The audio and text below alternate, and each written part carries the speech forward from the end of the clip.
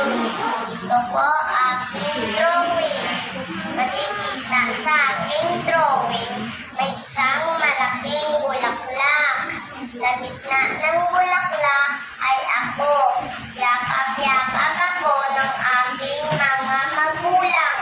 Ibig sabihin sa puso ng bulaklak ay pagmahal ng pamilya na siyang nagbibigay sa akin saya at lakas at tapang araw-araw.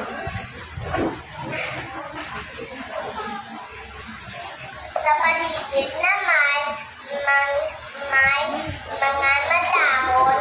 Ang mga dahon parang tao na mahal ko. Sila, lola, lolo, tita, tito, at mga kapatid, guro, at mga kaibigan na sila nagbabantay, gumagabay, at laging naroon. Parang akong bulaklak na patuloy na bumadkad. Nakikita sa drawing ko, may paro-paro. Ang paro-paro ay simbolo ng kalayaan at pangarap. Tinuturuan niya kung maging matapang at lumipad patungo sa magandang tigyarap. Ito naman si Bubuyog. Si Bubuyog ay simbolo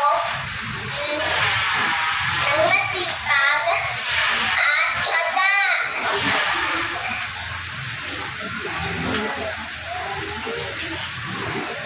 Dapat tayong masayaning at masipag at sayaning para mabilis nating matagumpay ating pangarap. Sa itaas naman, may ulap at araw.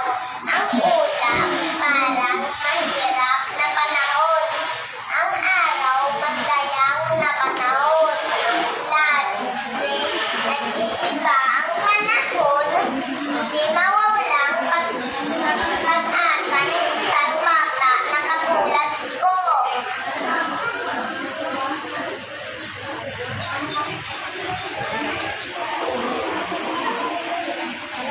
Dahil hawak-hawak ako ng aking pamilya.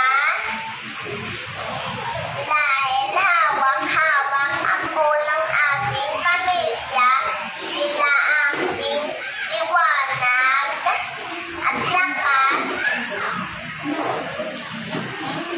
Sila aking liwanag at lakas at inspirasyon. Maraming salamat po.